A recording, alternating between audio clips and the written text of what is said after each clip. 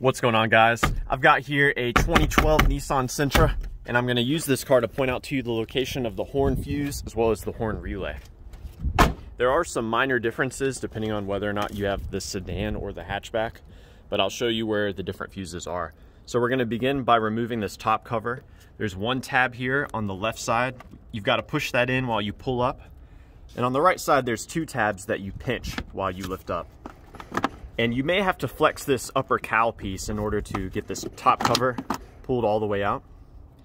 We set that aside. Next step, we've got to get this piece up and out. So I've got mine pre-loosened, but there's some tabs, one on either side, that you've got to contend with. So what I like to do is use my finger, slide my finger down, and then lift up. So you have to do that on both sides.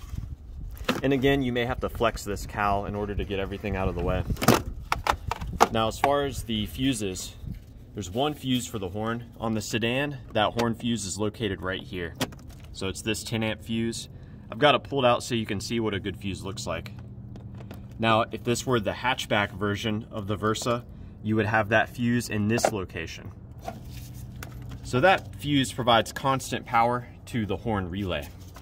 And the horn relay is actually the only serviceable relay under the hood. So it's going to be hanging out right here. I tried to pull it out and it just broke the actual attachment bracket, but that's fine. I'm just going to go ahead and pull it out. And you can see, to actually disconnect this horn relay, you've got to push on this tab here at the bottom. So that actually locks the horn relay in. So you just push that in and you can pull the relay out. It is a 3-pin relay. Now, what's pretty cool about this is we can actually, with the relay removed, we can directly test to see if the horns work. So we mentioned our fuses. There's that 10 amp fuse. That provides a constant power to this pin right here. There's another pin that carries that power to the relay, or sorry, to the horn itself, and that's the upper pin. So if you take a paper clip or a wire, you can connect these two pins together, and that will directly send power to the horn. If the horn does not go off when you do that, and your fuse is good, it could be that the horn itself is failing. On the other hand, if the horns do work when you do that, but they don't work when you hit the switch, it could be your relay. Also, a very common failure point is the clock spring.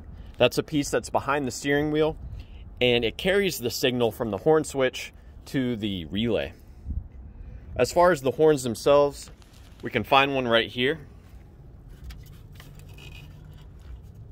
So if you're receiving power to the horn, but it's not going off, then of course you're going to need a new horn.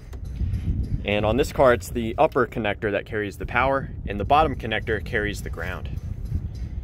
So yeah, I hope that this information was helpful for you and was a good starting point in troubleshooting the horn on your Nissan Versa. Please do let me know if you have any questions, or more importantly, if you've got any advice for the rest of us. Thanks for watching.